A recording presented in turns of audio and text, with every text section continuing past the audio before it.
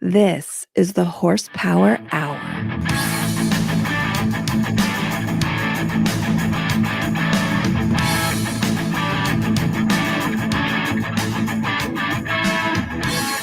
Yes, hello and welcome to another Horsepower Hour. This is, as always, your host, Andy. Joining me, as always, is the always honorable, the always admiral, the always captain and commander, Coy Forticus, junior, senior esquire, Duke of Earl Grey, Sin Masterson. How are you doing, my friend? I'm doing great.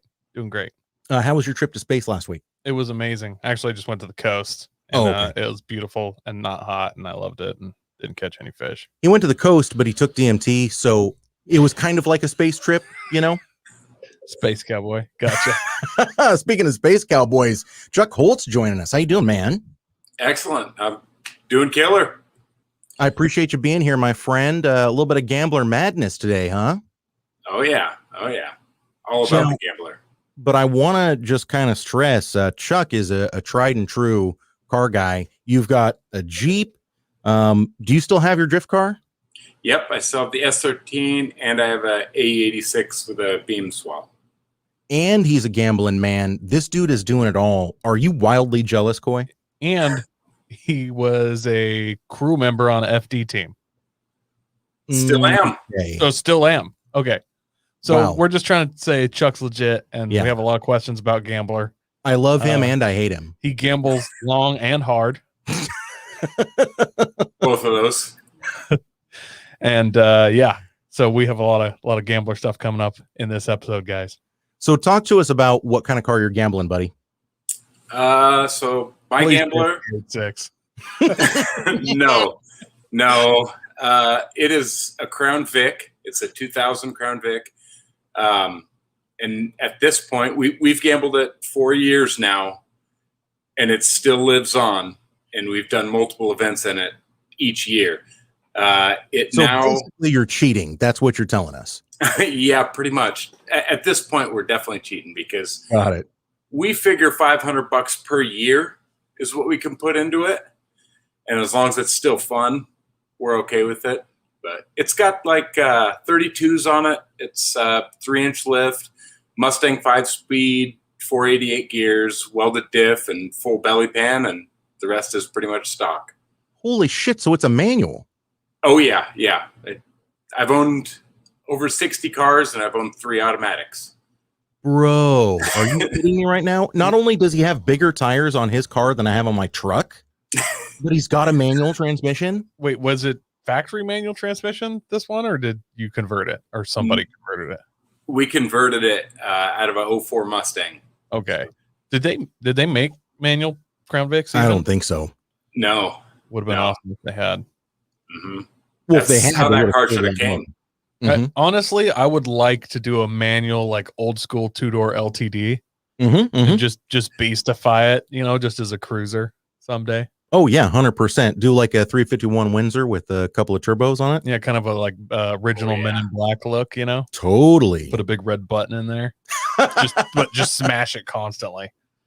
Or no turbo and just gobs of nitrous. Yeah. I don't know how much nitrous gets injected when I hit this button. You just pull the jet out. Yeah. It's literally just a 1/4 inch and fitting, just dumping into the intake. So Chuck, what was your initial investment on that thing? $200. Ooh, that's a deal. Well, it was a gamble because we couldn't pop the hood. It was wrecked a little bit in the front, and we didn't know what was going on. We couldn't get the hood open, and I offered the guy $200. He said, well, it goes into gear, but it won't move. And I was like, well, okay. And I looked at it, and he had a bend in one of the rims that would roll around once and hit the caliper, and then it would stop moving because the rim was bound against the caliper. So I brought a wheel, and I threw it on there, drove it home, and it overheated in about 10 minutes because I had a blown apart radiator. But, yeah, hence the front end collision. Yeah. But it was like some 16-year-old's car, and he wrecked it right away because it was rear wheel drive, and he couldn't deal with that. So that's why we ended up with it for $200. Sure, he was probably watching a little too much Initial D and thought, "Hey, bad boys, what you gonna do?" It's Crown Vic, Initial V, baby. Oh, that's a good point. Yeah. Yeah. So you ran it that first year just the way it was, or did you add some stuff to it? We welded the diff and we built a belly skid. But our biggest mistake that first year was we ran the stock tires on it, and we didn't, we had no idea what we were getting into.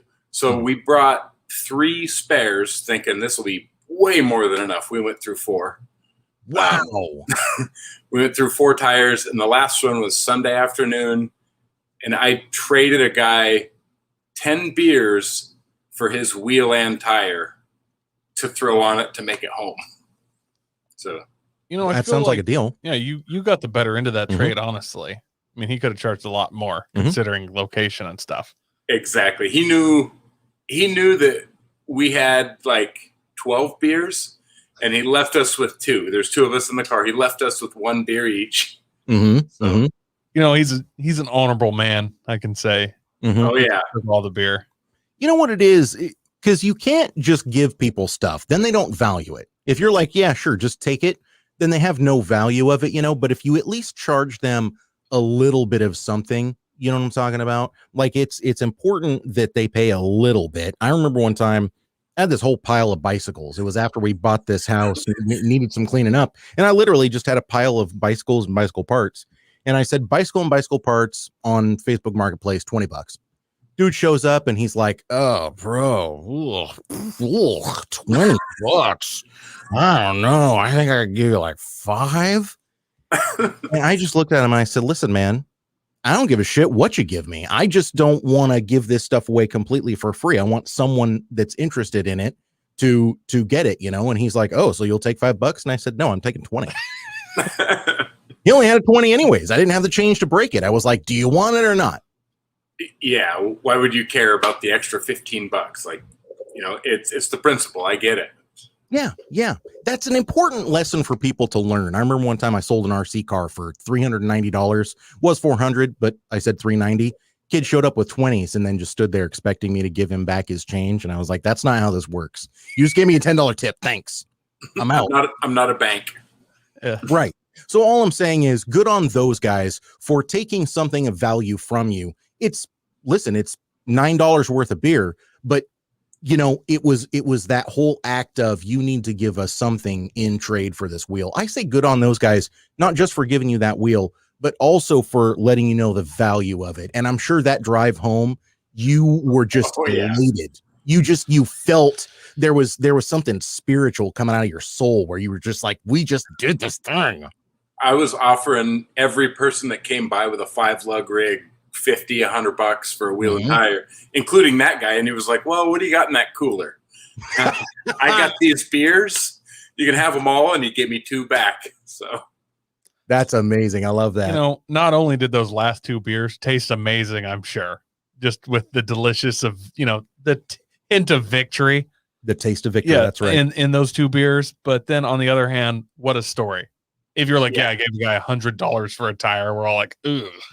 But when you trade 10 beers, it's like, hell yeah, that's how you gamble. Yes, baby. Yeah, and it was hot. We were changing a tire. Those beers were excellent. I still remember them. Of course you do. Top 5 beers ever. Yeah. So then you did that first year. You learned a lot, obviously. Was the belly pan a good idea? Were you glad to have that? So it was 3/16, and it was caved in and pressed against the oil pan and the trans pan because it was automatic still then. And so, yes, the belly pan, without a doubt, saved us. I mean, we were crawling, small rocks, but big rocks in a Crown Vic at stock height where we had to have a spotter. So you didn't take a detour. You went through the hard obstacle sections. Yep. So that first year they had everything labeled either it was easy, medium, or devil's butthole. And yeah, nice. We went all through the butthole. Okay, good. So Coy, obviously we will need to be building a belly pan for the Festiva. So second year, what did you guys make modifications to first based on your experiences? We did a lift, bigger tires, went with the 32s, and we put our belly pan double thick. So I think that was all that we did. I mean, it was still welded diff from the year before, but I think that was it.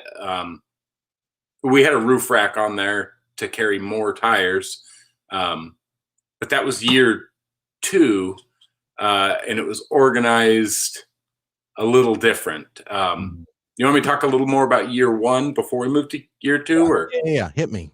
So year 1 was a little weird because they were expecting, I think, 120 cars or 200 cars or something, and there was 850 that showed up at Portland Meadows, and they were overwhelmed, and they had a plan.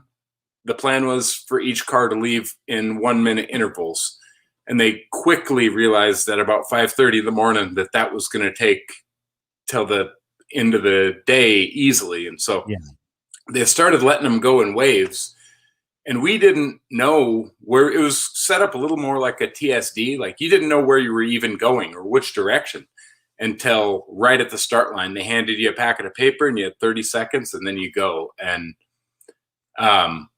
there was one guy that he had no friends and he was just there by himself. And he was like, hey, do you guys mind if I follow you? I don't have a smartphone. And I think they're giving out GPS coordinates. And he was in this square body Chevy, worth a lot nowadays, but it was a dually 2-wheel drive single cab with a built 454.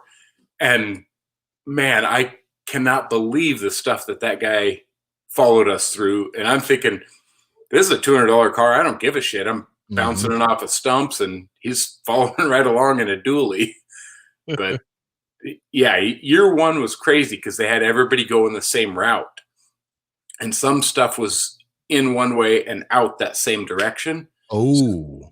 So you can imagine single lane forest roads with 850 cars trying to make it down and back out. So there was ditch passing going on. There was bumping, rubbing, all sorts of stuff. So then they adjusted it because they were like, oh yeah, this isn't going to work. And the Forest Service, they kind of didn't like the way things were going at that time. They're good friends with us now. But after that, it was build your own route. And that's when I became more involved and started building the routes for bigger and bigger and bigger groups each year. That's awesome. How big of a group are you building the route for now? Probably around 30, 35 cars that will, I invite just about anybody, but the gambler rules are don't be a dick, pick up trash. That's it.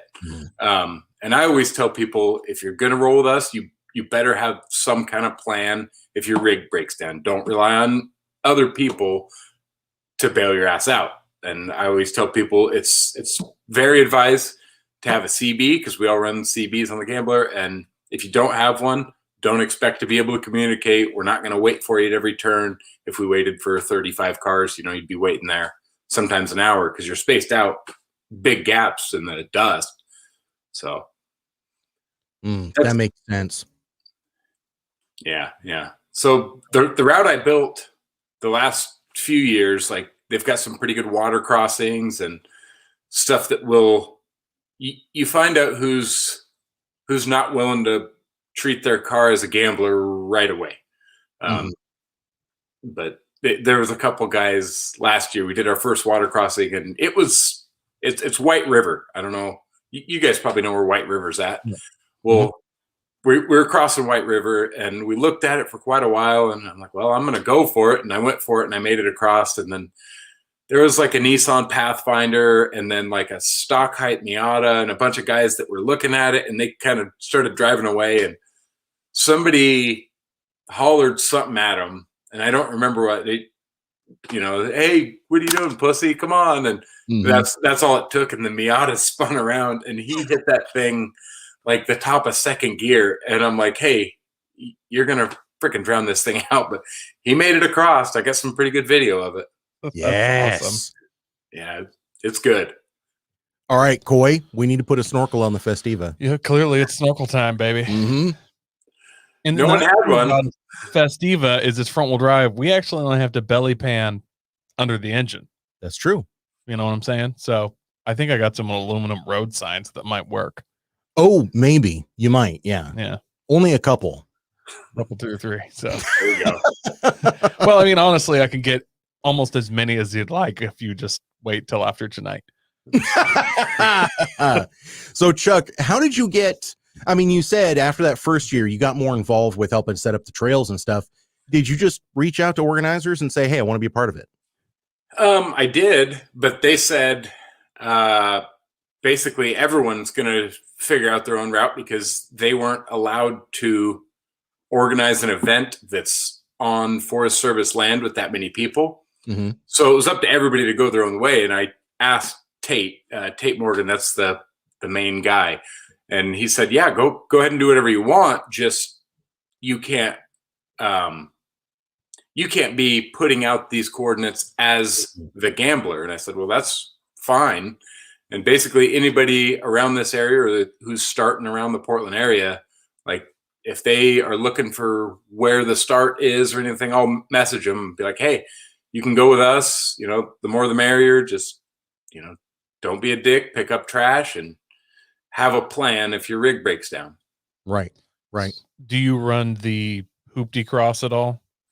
I never have. I've always wanted to. I don't know if I should say that, but oh well.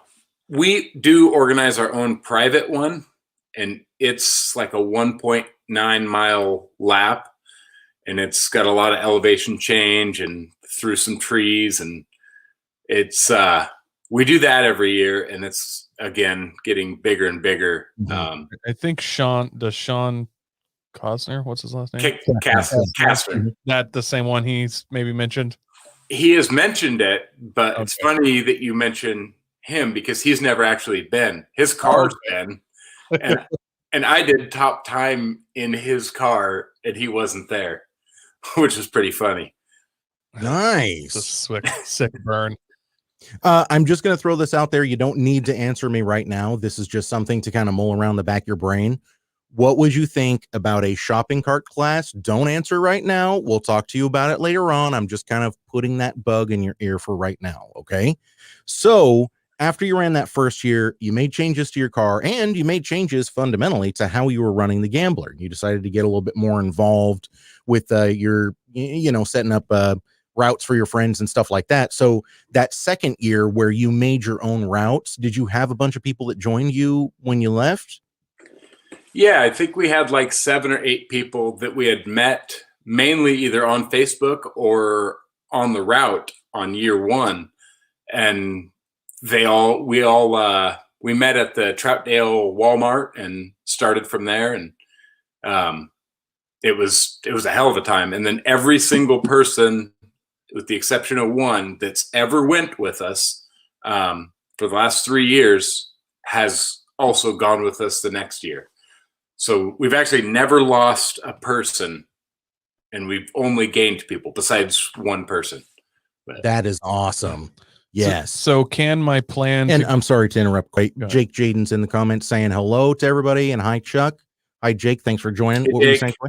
I'm just saying, I know that we have to have a plan to get our vehicle out. You drive a Crown Vic. If we go this year, it's going to be in a Festiva. Can we just bring an extra tow strap and literally just hitch a ride to asphalt? Just be like, look, I'll get somebody to get me when we get to a main road, but I'm just going to throw this on the back of a Pathfinder and you just drag me. I'll be fine back here, Absolutely. We'll always get people to asphalt. That's the deal. Like, I'll get you to where you can get help. I'm not going to drag you to camp. I've always told people that. Well, look, we're in a Festiva. If we're not too far, anywhere far, it might be more fun to just drag us to camp. Like that could be kind of the bit. Well, I could just set the e-brake and you wouldn't even notice. Yeah. Honestly, it would be fun just to tow a Festiva up, and when you get there, then just unhook it and fire it up and start burning around. Be like, no, I just put it here because it's more fun, more challenging. Ooh, we could do it classic Top Gear style, where we have a tow strap that's attached to a car, and then a running car in between us, and then the Festiva that's shut off in the back. Oh, we just get in the Vic with them, and we just let the Festiva just do its thing. Yeah, just let it ride. Wow. Oh, wow. Let's tow it backwards, though. Otherwise, that's smart. Yeah, that's smart. Yeah. Oh, yeah. man. Or we interrupted you, Chuck. What were you going to say? So the first year, like I said, the coordinates weren't great, and it was really tricky getting to the main camp, which the main camp was at Hoodoo's ski resort. And we got extremely lost, and it was probably around 10 at night, and we couldn't figure out how to get to camp. The navigator had maybe 1 or 2 beers or so, and we ended up getting a couple flats that first night. But where we eventually made our way to camp, we were just looking at where Hoodoo was and where we were on a topo map with no roads. And I'm like, we're just going to drive in that direction through underbrush and sticker bushes. And finally we come out, and I'm like, hey, it's like logged up here. I don't know what's going on. And we realized we came out on the top of the main lift at Hoodoo. And so Wow. so we see all these lights, and we're like, oh, that's camp. And I'm like, we're just going to go down the ski route. And remember, this was first year. We had a $200 car. We didn't plan on this car even lasting the whole thing. So I'm like, screw it. We're just going to go down the hill. And we went down the ski slope and ended up in the parking lot. And they were like, well, you guys didn't come through the gate and pay, but that was pretty cool. Don't worry about it. Yeah, you made an impressive entrance. We're gonna let it slide. Yeah, a lot of people still talk about, this one car came in and came straight down the ski slope. There are a few moments in your life where you get to be that guy, and it's amazing. It's amazing. We used to purchase fireworks from other states and bring them back to Oregon and be like drug dealers for like 3 days. Like, people call you like, hey man, you got the stuff? You're like, hey, pop in your trunk in a parking lot somewhere. We went over to the coast and just blew off, $1,000 worth or whatever of fireworks at Pacific City. We shot all these mortars like out towards the monolith. They're just blowing up right in front of the monolith. I'm sure just ruining seabird habitat. And there's like the whole bar there has like an outdoor patio. People were just like, yeah, just going nuts. And then we left. The next day we came back, and there was a dude down there like, you should have been here last night. These guys are blowing these fireworks off. You're going up for the way. Like, he's just explaining in detail. We're like, yeah, I know. I was there. Yeah. So, A lot cooler when you hear stuff like that than spending 5 years with your coworkers talking about the time you shit your pants at work. It's a very similar dynamic. So like, it's on the same spectrum, but on opposite ends. You hear what I'm talking about? Yeah. So Chuck, what year did you guys decide to go manual transmission, and what was the push to do that? Like I said, I've owned a lot of cars, and almost every single one's been manual. I don't understand the wizardry that goes on inside an automatic, and I don't care to. I don't like them at all. And every time that thing would hit second when I'm trying to tack it up, doing a power break or a burnout or whatever, it would hit second, and then I would just kind of gag a little bit just because those autos aren't good anyways. And that was always, after the first year, it was like, oh my God, this thing's actually a good car. It lasted. It's a body on frame. It's tough as shit. And we were like, okay, let's do this. Let's go manual. And the plan was to have it done by the second year. But me and the other guy that I run with, we're so busy doing every other motorsport that there is that we just didn't do it in time. So we got it done before the third year. In fact, right after the second year. That has kind of been where I'm at with Gambler, honestly, is we actually got invited the year before it turned into the first year is what people call it now. A friend of ours was in the immediate small friend group of 20 people or whatever. He's like, you should get a little car and come do this thing. We're like, man, we'll do it next year. And then the video came out, and then everyone was doing it. And I was like, I'm doing every other automotive sport right now. So I'm just going to let you guys ruin your cars. And I was actually kind of okay with that the first year, but as it's gone on, it's gotten better organized, and the Hoopty Cross and the mini bikes, series. Oh yeah. I'm kind of like, I need to at least do this once and check it out. Like, I got a pretty good burn scar from the mini bikes there. Oh, well, they got the exhaust that comes way out the side, and it's hot. It's July. You're wearing shorts. There's beers involved. do you run the? Have you been in the actual Gambler mini bike event? No, I want to really bad. My direct supervisor at work, his team has crushed it like 2 or 3 years in a row. Like, oh, that's cool. They actually last year I don't think they did it this year or not this year, but last year they didn't do it because of COVID and some landowner stuff. But the year before that, one of their team members got life flighted and they still won. Jesus. So, yeah, that's they're quite good. I guess. I kind of have this mental image now of like somebody getting into the helicopter and they're like, "You good, bro?" And he's all strapped down and just kind of has this one mangled thumb. Yeah. And they're like, "All right, we're going back. We're going to win this one for you, but mostly for me." Yeah. Probably. I don't know exactly how it went, but yeah, they were in the lead. He wrecked. They got behind, and then they brought their lead back. It's a pretty good story. But well, so Chuck, now that you are, you're not just a gambler, but you're kind of involved in whatever capacity you want to, admit. But you're there, you're involved. You've got the gambler shirt on, so obviously you're officially unofficial. Absolutely. Yeah, you're officially unofficial are with you the gambler. Drinking the Gambler whiskey right now? No. Have you had it? No, it's horrible. Okay, yeah. Like, it's not good, but it's Gambler whiskey, and like whiskey doesn't have to be good. There's like the first generation of the whiskey, which was straight turpentine, and then now it's like that much better. But I don't know what I had because it was pretty much like straight methanol. Yeah, that was probably year one.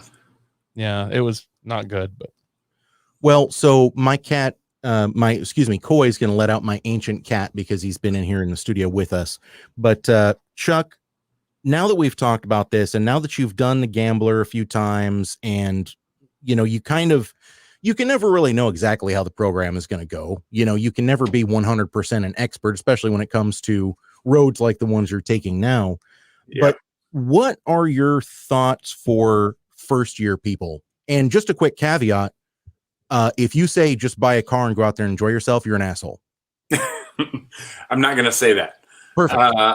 I would say focus on tires, because that bit us in the ass real good. And focus on protecting the radiator, oil pan, and try to plan for breakdowns, because it's going to happen in a dirt cheap car. Sure. I mean, we screwed up a diff pretty good and squeezed it by home one year. I ripped a wiring harness out from jumping the thing over some rocks, and the tire came up and grabbed the harness and ripped that out. Everybody breaks down every day on the gambler, like once per day, typically. So have lots of tools, have lots of protection for your vitals, and bring some spare tires and stuff to change it, and a tow strap. And a tow strap. Yes. So yeah, I'm going to run this idea by you. You can, if you like it, you can run with it. You can actually steal this idea. I'd love it if you would. I was kind of thinking, like, you're familiar with Max Tracks, their plastic traction board for losers. So I was thinking, like, I need the next Max Track, like what it could be. And I'm like, why are we trying to like get out of a hole when we could jump the obstacle? So could you build like oil change ramps, but just a little bit more? You have a big group, so you could have a couple of them. You set them up. Like, this obstacle is pretty bad, so we're just going to send it, and then just jump the obstacles. It'd make great video. It's a great product. Mm-hmm. I don't see anything wrong with that. That sounds like a hell of a plan. Yeah. And then also great for when you get back to the main gambler camp. Just set them up like, hey, this is a prototype, so be careful. But yeah, go ahead and use this jump. Oh, okay. They would get used. I cannot wait for the moment when you don't quite get them at the right distance apart, and you only hit one, and you do one of those 80s TV show Hollywood super slow rollovers. Yes. Come sliding down the side end. Bonus points if you Jackie Chan it, get the car back on its tires, and there's no scrapes on the side that went down. I would say bonus points if you can wedge it between trees on its side. Ooh, yes. So we have a PA, and what you would need is the Star Fox do a barrel roll and hit that. Yes. Do a barrel roll. Oh no, he's going down. Yeah. So I like everything that you're talking about here. Tires. Coy, we got to find some UTV tires for our car. Yes. That's what Chuck, need to we do. have 12-inch wheels on that car. So I'm thinking UTV Perfect. tires at the very least. Yep. Well, underbody protection. We of course need to bring a case of oil. And I don't know if I told you this, but recently it's been eating some coolant, so we need to bring some coolant too. It's in the summertime. We'll bring water. Okay, fair enough. Dual use. Chuck, we don't have to worry about any fluids dripping on the ground because it's all coming out the tailpipe, and it's pre-burned, so it's actually healthier for the environment. You're just putting it back where it came from. Yes, exactly. Thank you. Atmosphere? Yeah. Eventually it goes back where it came from. Yeah, on a cosmic scale, you know. Eventually I die and dirt gets on top of me and I turn into oil like the dinosaur I am. And well, space is basically all hydrogen, and everything coming out of our tailpipe is pure hydrocarbon. So I think we're good. Well, we already got a hole up there. It's just escaping out the hole. Yes, thank you. You know, my thing is it's basically pure carbon coming out of my exhaust. I learned in basic 8th grade science that carbon is the building blocks of life. So, excuse me, that was the last year. Excuse me. I'm just trying to be mini Jesus over here, shooting building blocks of life into the atmosphere, hoping to create new life forms. Okay. Yeah, you're welcome, people. Yeah, you're welcome. I just wish Coy wasn't stroking the tailpipe as he did it. It gets weird. Yeah, the slow stroke is where it gets weird. Yes. Thank you. The last time you said it was the eye contact. Prolonged. Yeah. Well, listen, guys, we've got more gambler talk to hit, but we also have some news articles to go over. Chuck, you want to talk to us about some of these, or with us about these? Yeah, I'll talk to you with you about them, but I don't have them pulled up. All right. Don't worry, I got to pull it up right here. The 2022 Mazda MX-30 EV launches, and you might be wondering to yourself, why are we talking about an EV crossover? Like, well, we talk about electric vehicles every single freaking episode because that's what's in the news. I'm sorry, people. It's the hot thing right now, you know, and it's not that this is exciting me more than one electric or another, except for one small thing. Mazda confirms that the 2023 model year will have a rotary powered generator on board. Notice the awkward silence. I have so much to say. First, I want to know if this is wordplay. If it's actually not a rotary engine, it's just like, ooh, it's a rotary armature, blah, blah, blah, blah. Like, you know, they're just using the term rotary to generate interest, and it's just some new take on it. AKA fresh Kubota take. diesel. Yeah. I'm kind of curious if this is how everybody's going to go to electric vehicles, is they're going to have a gas engine that powers a generator, then therefore the vehicle's only powered by an electric motor. So I will say the Chevy wasn't the Volt. Yeah, yes. The Volt did it that way. The Volt had some real problems. One of which is it was a Chevy. It was just cheap, shitty. It fell apart. And that's just the way those cars operate. But then also it had a 4-cylinder engine that was running the generator. And frankly, I just think that was way too much motor.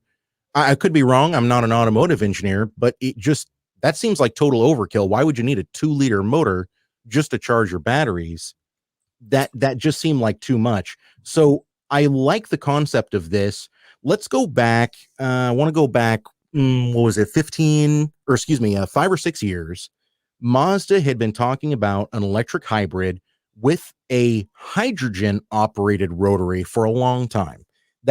Coy, I'm sure something's rolling around the back of your mind about that. It was a big deal. It was supposed to be a predecessor, or excuse me, a successor to the RX-8. Yeah, the idea was that it would actually send the Apex seals out the exhaust and through the car behind you. Yes. Yeah. Exactly. It was just a direct exhaust. They actually aimed the exhaust up and then just let the wind catch the apex seals wherever they go. But no, it was supposed to be a battery operated hybrid with a hydrogen powered rotary engine in it. And it was a very interesting concept. And the whole thing about rotaries is they use oil when they run. They're practically a two-stroke. And it's just the way that the engine operates, so you don't get low emissions out of them. But the hydrogen was taking an extra spin on that, and they were actually getting good fuel economy out of it with low emissions because it was hydrogen. Obviously, hydrogen is pretty much dead for cars right now. So if they do a rotary generator on this hybrid, that thing is just going to be putting pure two-stroke exhaust out of it. So you're now negating the use of a battery operated vehicle by having twice as many emissions coming out as like a Honda Civic. So yes, but I'm guessing the rotary engine in this is going to be like a big RC car motor, because this is a rotary backup generator. So it's like Have you ever seen the blue smoke coming out of an RC car? Yes. I'm not disagreeing on that, but I'm saying it's not going to be a full-size rotary motor. This is to get you an extra 40 miles. Oh, it's going to be the size of a motor that's on like an Indian tuk-tuk. Yeah, well, the air quality was so bad in India that they had to make all those four-stroke. I'm just throwing that out there. Chuck, you have thoughts? I hate it. I don't like the idea of them bragging about a rotary and then it doesn't power the actual vehicle. It just powers a generator. That's silly. Yes, thank you. I agree it's silly, but we're all eventually going to be forced to go EV. If you had a rotary powered generator in your EV and then you put a fat exhaust on it, you know what I'm saying? There's no reason you couldn't Bridgeport this rotary. You know what I'm saying? So this thing's just, the generator has to fire up. It's cold start. Just, It's like working at a warehouse that has a backup generator on the roof that's a two-stroke Detroit. Have you guys ever worked in a factory like that? Then they randomly fire up with a computer and you don't know when. So if you're near the giant motor just fires up at 8 billion decibels and scares the ever-living bejesus out of you. Yeah. No, I haven't. 100 million RPM. Two-stroke diesels sound like they're revving to the moon. Yeah, I love those RPM, things. It sounds like it's 12,000 RPM. You're just like, what's happening? And then you look over at the guy that's running it and he's like, what? Yeah, we had a crane truck that had one of those, and I love that thing. It was cool. So I'm just saying, like, EVs suck, but if your EV's backup generator could shoot fire, that would be pretty cool. Well, listen, boys, since we're talking about, how we're going to shoot fire from the exhaust of this vehicle, let's just make it real easy on ourselves. Forgo the hybrid crossover SUV and just get yourself a Hellcat SUV. Dodge extends Durango SRT Hellcat production by popular demand. So you recall they had 2,000 slots that they were going to allot to get this thing made or sold before they made it, right? It turns out that there was a computer error and they sold way more than 2,000 slots, like way more than 2,000 slots. And Dodge has been trying to decide what exactly they were going to do. Maybe have a lottery, maybe go through and only pick the celebrities. What Dodge has decided to do, though, is every single person that got their pre-order in, obviously pre-orders are closed now. You can't pre-order, but the people that actually snuck it in before they closed that pre-order down, they will get an SRT Hellcat Durango. I like how they go ahead, Chuck. That's cool that they're honoring all the people that they accidentally let buy one. Yeah. That's kind of what I was about to say. Is like, it's cool that they're honoring it, but oh no, we have to sell another 5,000 of our $75,000 vehicles that we accidentally let the pre-orders go over. Well, but with such a small production number, do you think that they're actually making money on these? Well, even if they're making $1 on them, now they've made $5,000 more than the original. You know what I mean? Like, and yes, I think they're making money on them. They'd have to. It's a Durango with a Hellcat motor for $75,000. Sure. So it's a $25,000 car for $75,000. Yeah. Well, with the $10,000 motor. So they're into this 36, maybe. Yeah. I do feel a little bit sorry for the guys that were like, they're only making 2,000 of these. So I got my pre-order in and they're like, yeah, now we're making umpteen God knows how many. And you're like, oh, They've not disclosed how many. I am curious. Do you guys have any thoughts on what the number might be? I have no idea. I bet you it's. I don't know. I'm thinking it's 5,000. I think it's gonna be. I don't know. If they immediately sold the 2,000 instantly, yeah. Which I thought that was weird because they were advertising these on TV and stuff. Then after that, I'm like, you guys already sold the 2,000. Why are you advertising it? Mhm. Like I'd hear radio ads and stuff. It's just that brand awareness. But yeah, but you can't advertise something that you don't have for sale anymore. But well, unless it was like all planned out where they knew if they only said they were going to let 2,000 go, people would try to get them. I got a feeling they were like, will people really buy an SRT Durango? I don't know. Well, let's just say it's a limited run. And then the first day it was all gone. They're like, oh no, computer error. Oh, yeah. I wonder how many of these we could sell. We need to start a dirtbag Dodge meme war. I want to talk crap about Dodge for this, but they're making an SRT Durango. Like, even if they're doing some underhanded stuff, oh no. I'm on the fence. I don't know if it was underhanded or not. I truly don't. When you're that big of a company, you don't accidentally sell more than 2,000. Chuck, are you hearing how cynical this guy is? There was a dude standing I am on the computer watching how many were sold till it got to 2,000, and he realized it happened in 12 minutes and was just like, unlock. Yeah. Well, in Detroit, they don't have the laws for medical marijuana anymore, so he's probably just sitting there smoking a J. And then he realized it hit 2,000. And he was like, "Oh no, boss! I just sold." He was thinking it said 200. Why is there an extra zero? All right, so here's the big question: would we buy one of these, guys? I'm not going to go money's no object because obviously, if I was Jay Leno, I would buy one. But let's say you made twice as much money a year as you do now. Would one of these be on the table for you? It'd have to be. I'd have to have a lot of other cars before I would consider one, but I still think it's cool enough to where I would want one eventually. Yeah. For me, it's just like ultimate tow rig. That's where I'm at. I'm like, but I need to know, like, are we going to do an SRT, Dodge 1,500 or 2,500 or something? Like, because I'd rather have that as a tow rig. Mm-hmm. But I'd really like to tow my race car to the drag strip and then unhook it and then race my tow rig. Sure. And then just actually not ever race my race car, just tow it back home. But like, it was already hooked up at the house and I didn't feel like undoing it there. I was running late. So I seen a guy do that at one of the diesel drag things. He was racing his race truck and he was getting beat.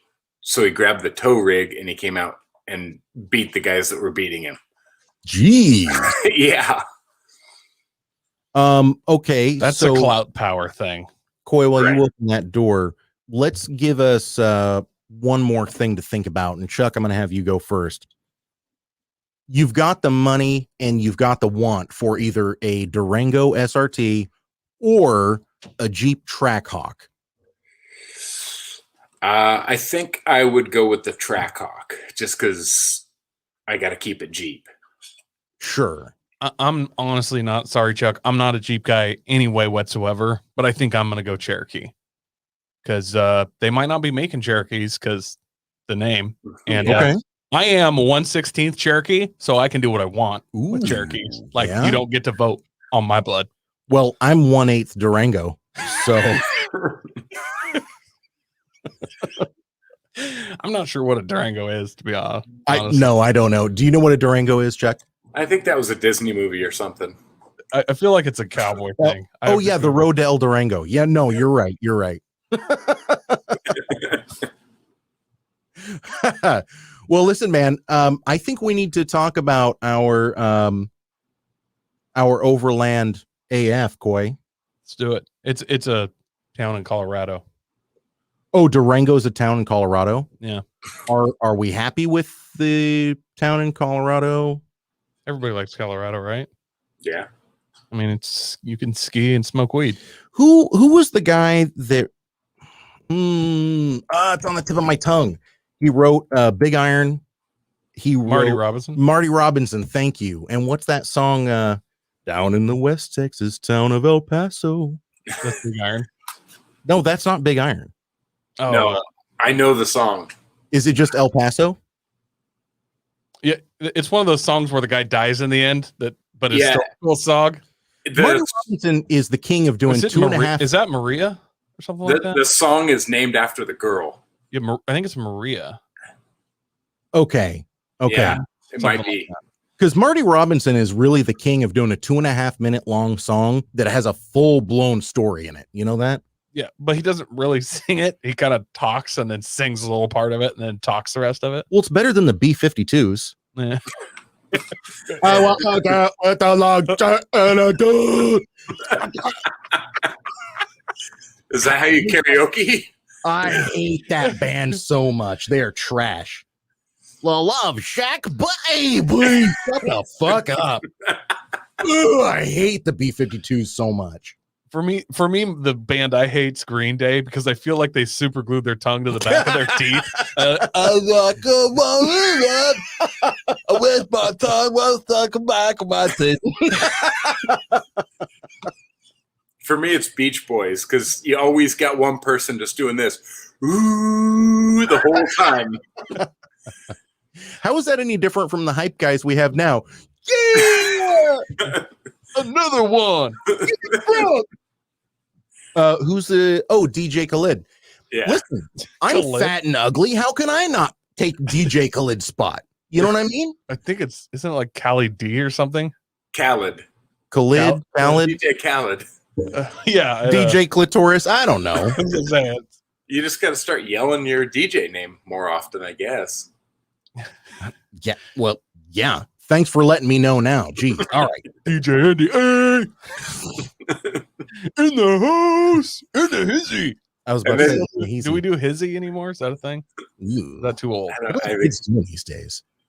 I don't know. It's lit, fam. That's all I know. Were we doing something before we started all this? Oh, yeah. Overland is fuck.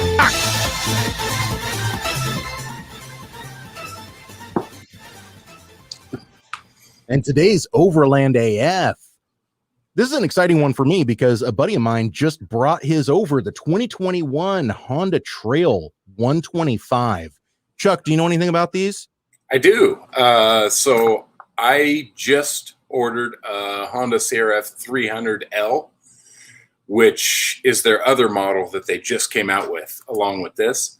And I called over 50 dealerships trying to find one that was not already spoken for. And everyone I talked to said, what one are you looking for? Is it the 300L or the CT 125? And I'd say the 300L and they'd go, oh, well, you got a chance. But the 125, I talked to one dealer that they said people that are getting their orders in now won't see them till 2022 at the earliest. Wow. Yeah, they're over. There's over 40 at one dealership that's on their list, and they're getting 2 in the first wave. Well, you know, my buddy Roy, he actually got the first one in Oregon, believe it or not. He jumped on it as soon as they were announced. He found a dealership that he could pre-order through, pre-ordered it last year, and had it delivered in January. Brought it over to the house tonight. He was not able to stay to be on the show. I snapped a couple of photos, but I gotta say, it is a really, really neat looking bike. Coy, what did you think about I it? loved it. It's wildly reminiscent Mhm. of the old Honda Trails. Honestly, it's just it's the same thing, fuel injected and LED lights. And ABS. I keep ABS, throwing yes. this out there because I find it fascinating. You have such a small bike. It's practically a pit bike. It's a pit bike that you can have a second person on, but it has fuel injection and ABS. I'm very impressed. And electric start. And electric start, exactly. Yeah, those things are going to be really cool. I would like one a lot. I had an old CT70 back in the day, and I wish I would have kept that because they're selling for $1 million now. Oh, yeah, totally. He's got 2 Trail 110s, and he loves his Trail 110s, but they don't have enough power, and he doesn't want to do anything to them because they are original. And so he went ahead and bought this, and it's funny because he picked his up all told out the door, it was $4,500, but I think he paid full sticker $4,250 for his. He told me that if he took one of his 110s and did everything to it that he wanted to make it as comfortable and reliable and nice as this brand new CT 125, it would have cost him more than just buying the brand new 125. So that's what he went ahead and did. Yeah. I totally believe that. That's not surprising at all. This thing is, I mean, listen, it's not big, right, Coy? Were you surprised at how small it was? It's the same size as the old ones, the same size as the 110s. Like, I mean, I didn't have one side by side, but if you love the old Honda Trails, this is literally an old Honda Trail that's fuel injected. The length of stroke, I was very impressed with. Listen, it's not a dirt bike, but it ain't exactly a moped either. It's got a lot of travel in the front end, and it's got a really decent amount of travel in the back end as well. It really does look like it's ready to hit some trails. I do feel like the tires lacked a little. They seem narrower than the old ones, but yeah, but you had a Honda big wheel. Well, I had a big wheel back in the day, true, but I mean, and the old Trails, it seemed like the tires were a little narrower, but they're tires, they're replaceable. Do you know what it weighs? Offhand, no, I don't. I don't know. I bet it weighs less than the old ones because the fairings and stuff on it are plastic rather than the sheet metal like the old ones. Yeah. Well, but it has the electric start. That's going to add a few pounds for the battery and whatnot. Right. Which they also, they don't have, he said, not a lot of power. He said with him on it, and he wasn't a big dude. I'm guessing, $160, $175. That might be a bit much. He's skinny. He's lean. He said 55 is a bit of a struggle. He said he had up to like 59, but he was, head against the shocks and leaned down and, dead flat road with no wind. He was actually really hoping that he would be able to cruise at 60. He's not looking to take it on the freeway, but he was looking for a little bit of a quicker commuter bike, and he's not getting that out of it. And so he's actually already thinking about putting a larger piston and a stroke kit in it to get a little bit more horsepower. He thinks that he will be able to get 65 out of it, but it just needs a little bit more power. Now, he hasn't gone through the break-in period yet, and this is a fuel-injected motor, and I have a feeling that it's probably still being limited in some ways because he's still in the break-in period. But as I was reading this article that was written by motorcycle.com, there is the fella that's doing the review is a full-sized, not that Roy's not, I'm not saying that, but this fella is a full-sized man. He's a full-bodied woman, Coy, i.e. his weight starts with a 2. That's just universally accepted, okay? He, in the article, says that he saw a top speed of 59 miles an hour, but that was going downhill. And he was able to get 54 miles an hour out of it just flat out. And I think that's about where Roy said that he's landing on this. So I don't know enough about these to just say this is a fact, but it's fuel injected. Surely there's a chip for these or something. Oh, I have no doubt. Because I'm guessing, the exhaust on it is whisper quiet. So I feel like you could get a little more power, at least out of the exhaust, maybe, a little intake action and then some kind of chip for if you had an exhaust. And Chuck, 257 pounds. Oh yeah, that's pretty good. That's pretty light. So Honda sends them out the door, all their motorcycles to meet emissions now, extremely lean.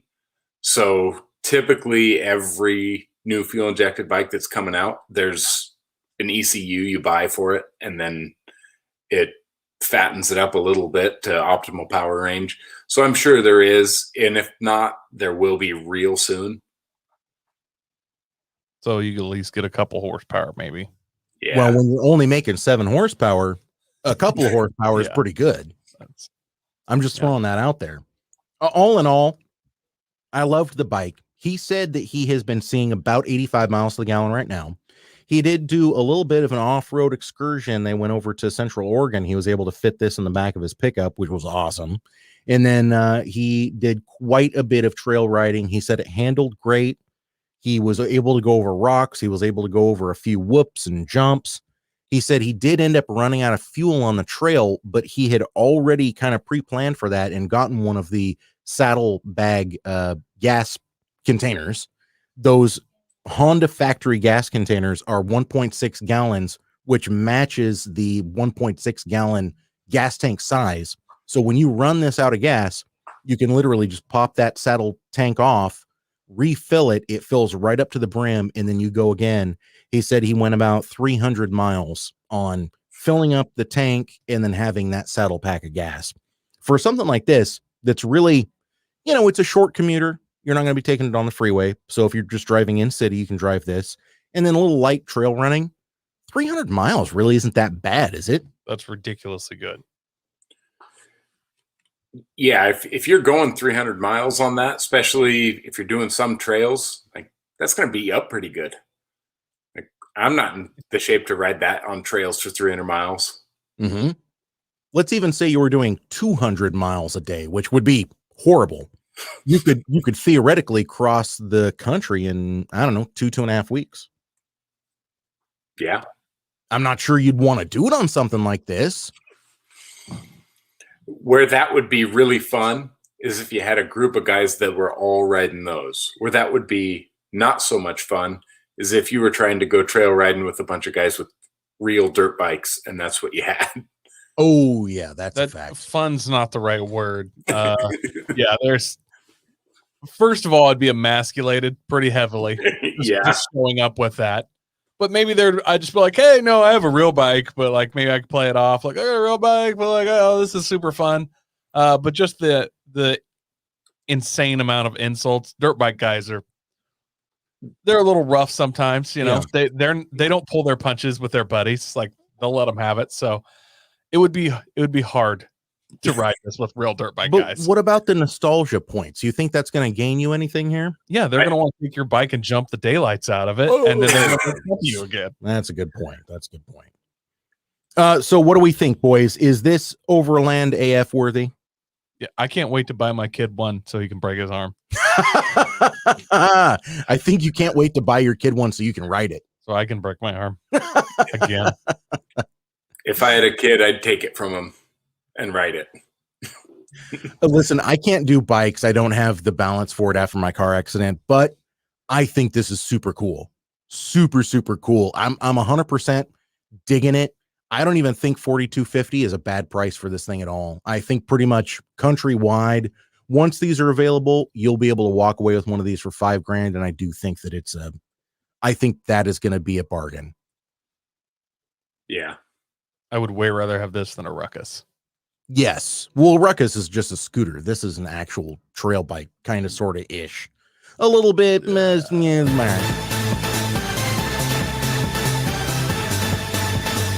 Overland is fuck. Sorry, I just love our intro outro music. It's better now that there's a new Mortal Kombat movie coming out. I can't wait. I've always wondered if Coy yelled that each time live. No. That would be cool. Just have an air horn to bleep it out, and I just like, overland. I was like, ah. I was trying to get him, but he lost his voice after the first week, so no more of that. But we do have one more segment. Chuck, this one is dedicated to you, buddy. You ready to do this one? Absolutely. Smoking deal or smoking a doobie. And this week's smoking deal or smoking a doobie is actually something that I found, and we had a little bit of conversation before the show about this. Listen, I'm getting ahead of myself. We should talk about it first. Well, Coy? first, I want to bring up the dude could not be bothered to get his entire hand out of the picture. It drives me insane. Like, take another one. Like, pictures are free. Your thumb is in it. So, Coy, tell us about what this is, man. I can't read the whole description, but this is a chopped Miata. The back end's kind of cut off. There's some cage work. I'm just going to assume that it was rear-ended, right? Obviously. But, I mean, overall, other than the back from the middle of the back tires, back being gone, the condition of the body doesn't actually look that horrible to me. No, except for the whole back half of the car being gone. Than the back really half of the does car, not but I look mean- bad. Well, it's not like it's been drugged down the side of a tree or been in a horrible accident or something. Yeah, but it does go all the way to the rear subframe, which concerns me, if I'm honest. Yeah. The fact that I can see the rear cage and then 6 inches beyond the rear cage is the subframe, that's concerning. I'm just throwing that out there. It's concerning, but I mean, there's tube frame cars. Like, we just fiberglass body things and just make it all out of tube. So it's not like, it can be done. So Chuck, it's a 1991 Mazda Miata. The seller description is long, so I won't go through the whole thing. But here's the high points. No title or plates, period. Does not have it. Built lower end engine. I need to see some paperwork. Otherwise, I'm saying doubt. Sorry. LSD diff. Also doubt. It's not real common in these 91s. 5-point harness. Sure. Bucket seats. Great. Put in a new dash. Obviously. I mean, it needs a new dash if you want it to be Haggerty ready. It's straight piped with a side exhaust. That's fantastic. Cons: the rear cage needs to be redone, as well as the harness replacement, and the seats need to be mounted. That's a big one. Also needs a new coolant temp sensor, but other than that, this thing is mechanically sound, except for the soft top and the hood and the bumper and the rear subframe. I will gladly answer any questions. Thanks. Don't text me with "is it still available?" because if you are reading this, it is very much available.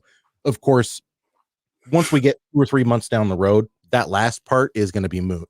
So I'm just throwing that out there for you guys. And what is the price he's asking? The price is $1,800. 1800. Chuck, welcome to the Miata court. Take your case. Done. So the rear being cut off there doesn't scare me so much because every single FD car that we build is cut exactly like that. If you look at the picture, what does freak me out is the fact that there's only one bolt each side holding that rear cage system on / together. Well, he said it needed to be redone. It definitely does. He's not lying. And the rest of it isn't bad. And if he has paperwork for the bottom end, then I would say I don't think it's horribly priced. He's overpriced, but I'm going to say that's a $1,300 car, $1,400 car maybe. And you're considering that has no title. Here's where I'm at with that. You can get a trip permit and run the piss out of that in the Gambler. Oh, and just get a trip permit next year. Yeah. That's true. That's true. But you can only do like 3 trip permits a year. Is that in Oregon? I think you're right. They won't let you just keep running the trip. There's a Yeah. limit on how many you can do a year. Oh, okay. But if you're doing 3 Gamblers a year, trip permits, I think 14 or 30 days or something. So Yeah, I believe it's 30 days. Let me try to get a bigger image open here of the engine bay because there's something that I'm seeing. So it says, and I can't zoom that in, sorry. It says rebuilt bottom end, but man, I'm noticing some seriously old oil. Seriously old oil. Andy, he said bottom end, not top end. That looks pretty janky. Okay. Did he say when the bottom end was rebuilt? It could have been 94. Like this car is like 20, 30 years old now. This was one of the original Flying Miata cars, and then it burnt the piston rings, and we've been running it ever since. Yeah, no, I'm sorry. I'm very skeptical of that built bottom end, and that's a big selling point in this car, in my opinion. If it does not have some kind of a built bottom end, that I'm not buying it. Now, listen, it's a B6D. It's the 1.6 liter dual overhead cam. These are very stout motors. They're not as stout as the B6T, which is the turbo model. The B6T has squeeze cast rods, so they are a stronger motor than these, but these are still good. Listen, I've seen dudes run 260, 270 horsepower out of these pretty easily. They're a very stout motor.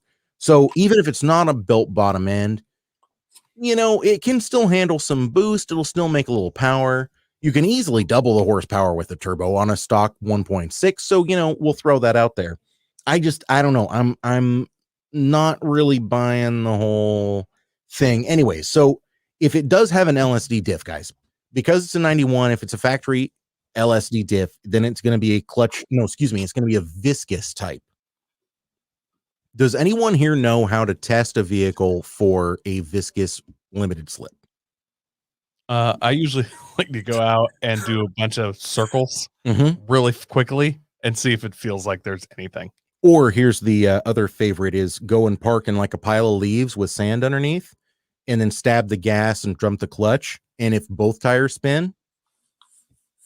Yeah, a viscous is like, it's like the almost version. It's not really a limited slip. It's like, we thought it would be nice if you could have a limited slip and went through all the effort of giving you one. Yeah. But still didn't. It limits the slip inside of the. It's literally a hand job where and then I'm done now. You only get so many burnouts too. Yeah. And then they give up. You can finish later yourself. That's what it is. Are you right on the edge? Okay, we're done. Peace. I'm gonna go get a bagel. I didn't pay you for the finish. You paid me for the job of stroking. You didn't pay me to It's the finish. experience of having a limited slip you wanted, not actual functioning limited slip. So it's on you if you want a real limited slip. Exactly. So listen, limited slip, that's great. If it's some kind of an aftermarket clutch type, that's great too. But because I'm a Mazda guy, I know how difficult it is to find, especially older style limited slips for these vehicles.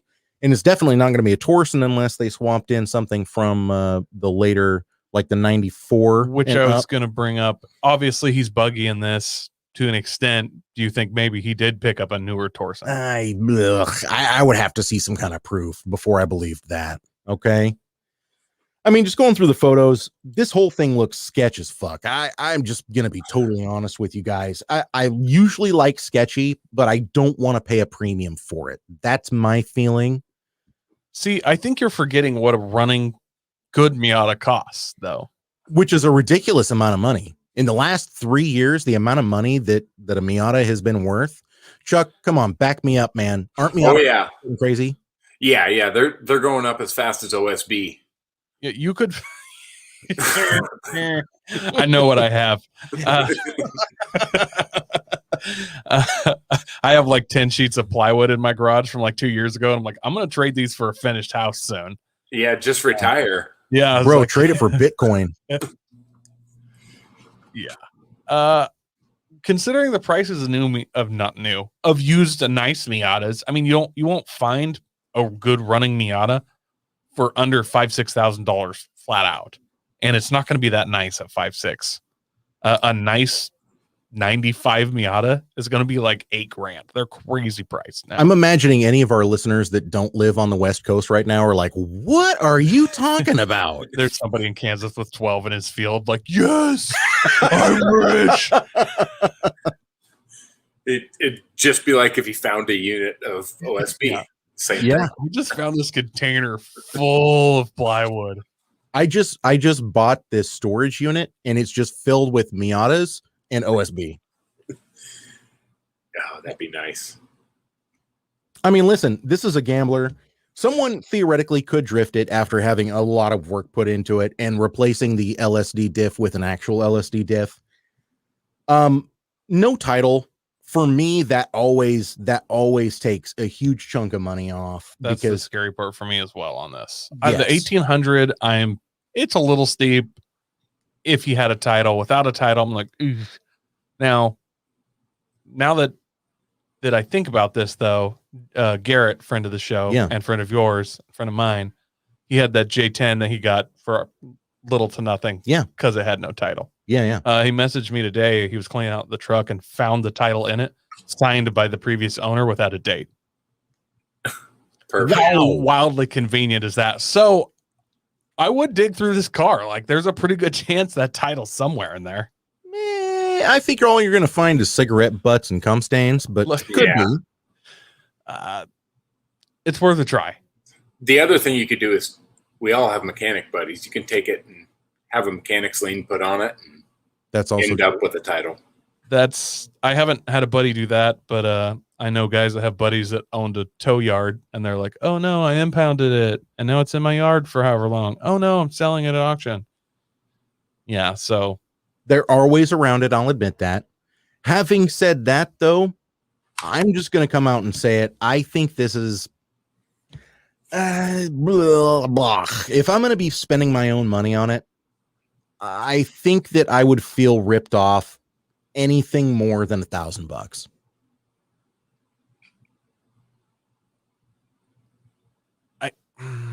I would go a little bit more.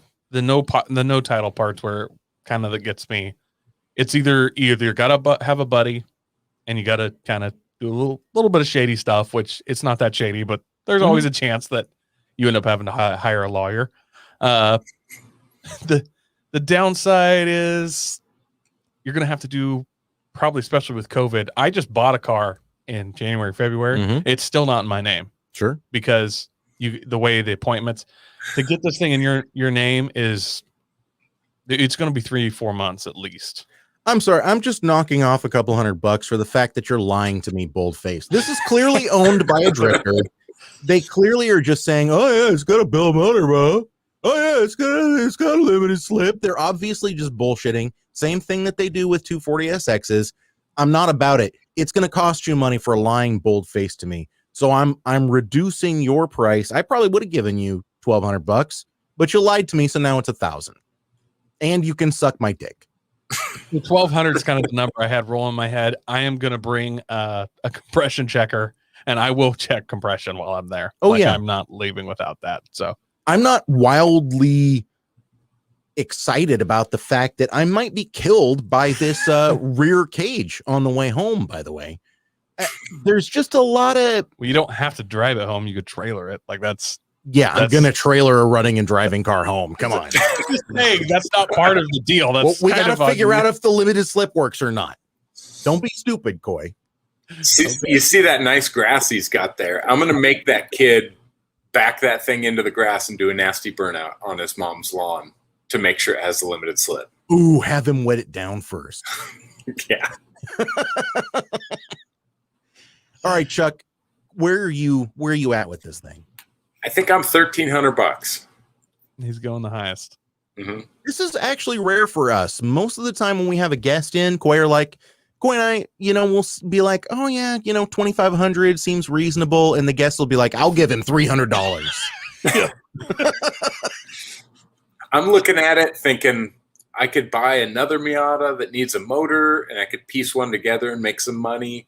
I could kind of half-ass put some fiberglass rear quarters and a bumper and maybe a trunk lid and not have an actual functional trunk, but I could make it look like a car again and get some decent money out of it. Mm-hmm. I could do something with that. And worst case scenario, a drift car that actually gets you more because they're like, "Yeah, it's already got a rear tube frame and fiberglass in, dude. It's a legit drift car. I'm going pro now." Yeah, you could definitely get some clout points. Cash that in on this. It's true. That's a lot of fiberglass work. Yeah. It wouldn't really be fiberglass work. It'd be more like paper mache work. Let's be real. So Chuck's at 1,300. Coy's at 1,200. I am at 1,000, quite frankly. But listen, it's smoking deal or smoking a doob. So we don't necessarily know what the fuck we're talking about, even though I clearly do. And so does Chuck and so does Coy. But if you have other thoughts, if you think it's not worth $1,000, if you think it's worth $2,500, reach out to us. We want to know, especially if it's more, we want to make fun of you. So please do let us know, what you think about this. Is it a deal? Is it a doob? We're going to post this. Oh, Coy's talking. I just thought of something. Yeah. I liked his fiberglass, make it for the drifters. Mm-hmm. We could death brace this. We found an old wrecked Miata. We cut the back end off. We set it on there. We could eject the back half of Miata at any time. Oh, yeah. Oh, you drop the tombstone. Yes. That's exactly what I'm talking about. Open the glove box, yank an ejection handle, and the whole back half of your car falls off, tail lights and everything. This might be too soon, but you guys know that Drift Week's going on in the Pacific Northwest. Mm-hmm. And did you hear about what happened at the Ridge the other day? I Nope. didn't. There was a dipshit drifter kid that lost his rear bumper You can just mid-track. say drifter kid. He made the next lap, stopped next to his bumper, and decided to just stop on track and walk out there and grab it. Track hot. Nothing happened. But Okay. he But was excited to just get out on a live track and grab his bumper. yeah. Why not? Okay. That's totally normal, totally acceptable, people. Yeah, that's what we do. Do they have a driver's meeting for these guys? Like, Absolutely, are yeah. they gonna have to start drug testing before the events? I don't like what. And they're gonna have to, but it was the E36 kid, so you know. New rule during the driver's meeting: no vaping. Yeah. We want you paying attention. Like, are the drivers meeting going to have a multiple choice test at the end to see if you're listening? We've all been there in school, but like, we have to basically, it's a 5-question quiz just to make sure you listened. Everyone, there is a test now required after the driver's meeting. There are crayons in packs on the table. Take one and pass it down. Only take one. We need those crayons back. Put it back into the box.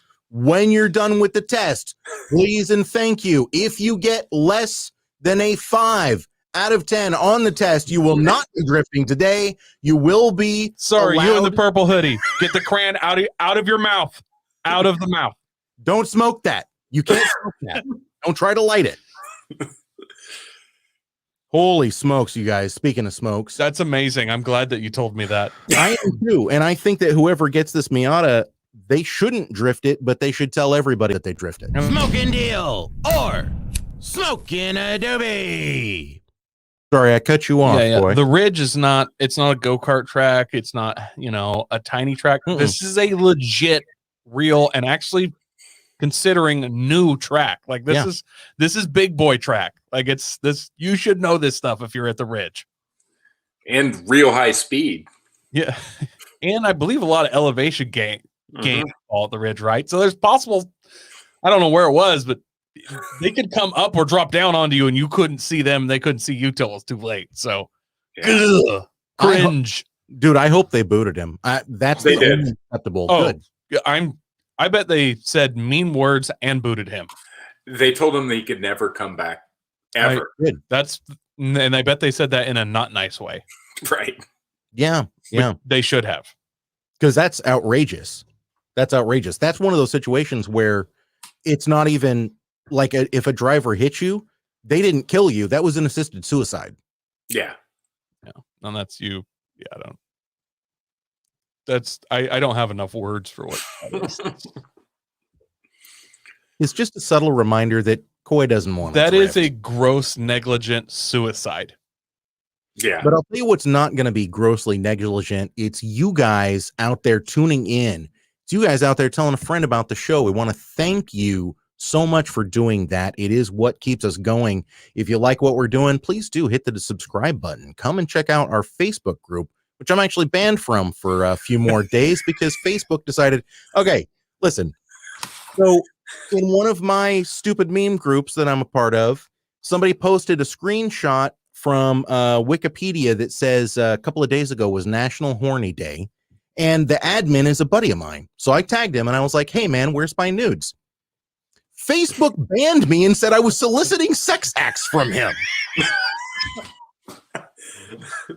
So, maybe don't come and follow us on Facebook. I need to find a different social media outlet. But no, we do have a great group going on over on Facebook. It is called The Horsepower Hour Podcast. It's our fan page. People are posting stuff there all the time. We have a great time. So please do come and check that out. Coy, you got some review talk you want to do, right? Somewhat. Huh? What? Coy has a campaign going right now where he wants to get some reviews on iTunes, on Spotify, Yeah, oh, sorry. on Facebook for the podcast. Yes, guys, get out there. The show's free. Okay. All I'm asking you guys to do is get on iTunes and give us a star that you think's appropriate. If it's 1, I'm totally fine with that. Yeah. In fact, that's reasonable. If Yeah. it's 5, thank you. And just, say why. That's all I'm asking. It's not even the ones that hurt my feelings, because most people, when they put a 1, they're just like, I don't like that beard. You know, it's the ones where it's a 3. They come on and they go, I wanted to like this show. These guys are mildly entertaining, but it didn't keep my attention. They put a 3-star up there. That's what really gets my goat, if you know what I mean. So it's one of those things where if you're going to leave a review, please do a 1 or a 5. Don't go in the middle, because it hurts my soul. Chuck, if people want to check you out and everything you have going on, where can they find you, bud? I'm on Instagram and Facebook, just Chuck Holt on Facebook, and YFZ450 Chuck on Instagram and YouTube. I have a lot of stuff on YouTube as well. Man, go and check him out, because seriously, Chuck posts some really, really cool stuff. I love watching his videos. I love seeing his posts. And this dude is a 4 seasons car guy. He's overlanding, he's off-roading, he's snow running, he's drifting, he's gambling. He does it all. So make sure you go and check his stuff out. We'll have links to everything he's doing below this video and this podcast, you guys, in the description. We've got links to everything we talked about today. So if you want to follow along, jump down there, join us, give us a like and a follow, and go and check out Chuck's stuff. Chuck, I cannot thank you enough for being here, my friend. Thank you so much. Yeah, absolutely. I appreciate being on, man. We look forward to doing it again real soon, and we look forward to seeing you on The Gambler, my brother. Yeah. Coy, thank you, my friend. Coy can be found at The Horsepower Hour on Facebook, at The Horsepower Hour on Instagram, and at Horsepower_Hour on Twitter, but we don't use Twitter because it's a cesspool. Right, Coy? Yeah. Don't go and check the Twitter out. Just go Facebook, Instagram. Once again, check out that Facebook group. You guys were very happy with it. So one more time for Chuck Holt, Coy Forticus, and Masterson Jr. Senior Esquire, Duke of Earl Grey. This is Andy. We will see you next time.